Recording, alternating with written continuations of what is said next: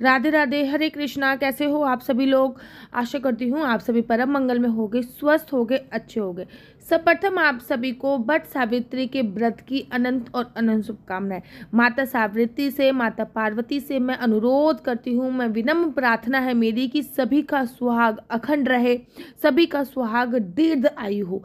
कहते हैं कि वट वृक्ष की पूजा अर्चना वंदना करने से जितनी आयु वट वृक्ष की होती है उतनी आयु का वरदान हमारे पति देव को मिल जाता है, लेकिन उसकी कथा सुनने मात्र से भी हमारे पति को दीर्घ आयु प्राप्त होती है। चाहे आप व्रत कीजिए या मत कीजिए, लेकिन इसकी कथा आपको अवश्य सुननी चाहिए। तो चलिए मैं आपको आज वट वृक्ष की कथा सुनाती हूँ। पौराणिक मान्यताओं के अनुसार मद्र देश में अश्वपति नाम के धर्मात्मा राजा का राज था। उनकी कोई संतान नहीं थी। संतान प्राप्ति के लिए राजा ने यज्ञ करवाया, जिसके फल स्वरूप कुछ समय पश्चात उन्हें एक कन्या की प्राप्ति हुई। इस कन्या का नाम सावित्री रखा गया। जब सावित्री विवाह योग्य हुई तो उन्होंने घूमसेन के पुत्र सत्यवान को उनके पति रूप में विवरण किया। सत्यवान के पिता भी राजा थे, परंतु उनका राजपाट छिन गया था, जिसके कारण वे लोग बहुत ज़्यादा दरिद्र हो गए थे, दरिद्रता में जीवन व्यतीत कर रहे थे। सत्यवान के माता पिता की आंखों की रोशनी भी चली गई थी। सत्यवान जंगल में लकड़ी काट कर लेके आते थे, उन्हें बेचकर जैसे तैसे गुजारा करते थे। तब सावित्री और सत्यवान के विवाह की बात चली।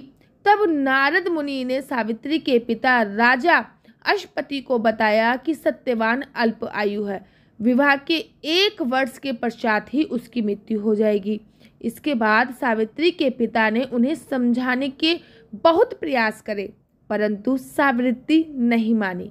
वह निडर रही, डगमगाई नहीं। अतः सावित्री और सत्यवान का विवाह हो गया।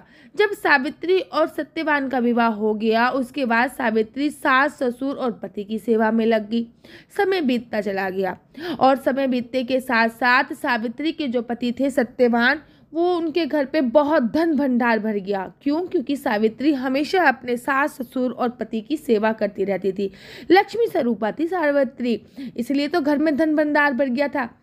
एक दिन वह भी आ गया जब नारद मुनि ने सत्यवान की मृत्यु के लिए बताया था। उसी दिन सावित्री भी सत्यवान के साथ वन में गई। वन में सत्यवान लकड़ी काटने के लिए जैसे ही पेड़ पर चढ़ा कि उसके सिर से सराहनीय पीड़ा होने लगी। वह बहुत जोर की दर्द से कराहने लग गया। वह सावित्री की गोद में सिर रख के लेट गया। कुछ ही समय में उसके समक्ष अनेकों दूत आए। स्वयं यमराज खड़े हुए थे।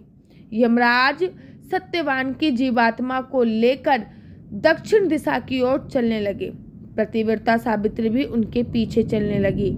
आगे जाकर यमराज ने सावित्री से कहा, हे पतिव्रता नारी, यहाँ तक मनुष्य साथ दे सकता था, तुम वहां तक तुमने साथ दिया है। तुमने अपने पति का साथ दे दिया है, अब तुम लौट जाओ। पर सावित्री ने कहा कि यहाँ तक मेरे पति जाएंगे, वहां तक मुझे जाना चाहिए। यही सत्य सनातन धर्म है।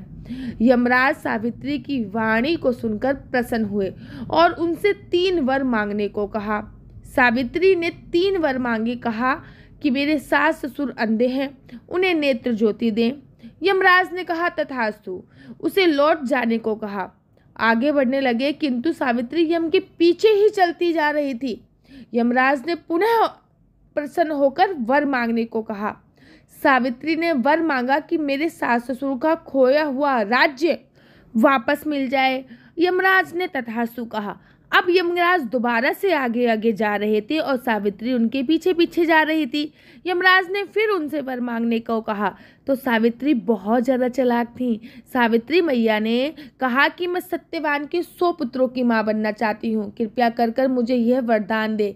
सावित्री की प्रति भक्ति से प्रसन्न होके सावित्री से तथास्तु कहा, जिसके बाद सावित्री ने कहा कि मेरे पति के प्राण तो आप लेके जा रहे हो, तो आप पुत्र प्राप्ति का वरदान कैसे पूर्ण होगा?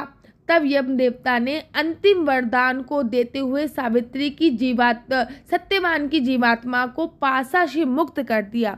सावित्री पुनः उसी वट वृक्ष के नीचे लौटी तो उन्होंने पाया कि वट वृक्ष के नीचे पड़े मृत सत्यवान के शरीर में जीव का संचार हो रहा है। कुछ देर में सत्यवान उठकर बैठ गए। उधर सत्यवान के माता पिता की आंखों की रोशनी आ गई। खोया हुआ राज्य भी उनको वापस मिल गया। कहते हैं, एक बार की मैं आप लोगों को बात बताती हूँ। एक बार मैं किसी को योगा सिखा रही थी। उन लोगों ने मुझसे बोला, अंग्रेज थे, कि इंडिया के लोग बहुत पीछे रह गए हैं, इंडिया की जो लेडीज़ होती हैं वो ऐसा करती हैं वैसा करती हैं, बहुत पीछे रह गई हैं। तब मैंने उनसे बोला था कि इंडिया की जो लेडीज़ होती हैं ना, वो यमराज से भी अपने पति को मांग कर ले आती हैं, छीन कर लेके आ जाती हैं, और सावित्री इसका उदाहरण है। तो आप सभी को बट सावित्री के व्रत की अनेक और अनेक शुभकामनाएं। बट सावित्री की अगर आप पूजा अर्चना वंदना नहीं भी करते हो तो भी कथा सुनने मात्र से आपके जन्मों जन्मांतर के पति जो होते हैं, क्योंकि 7 जन्म के साथी होते हैं, उन पर विशेष कृपा होती है। राधे राधे।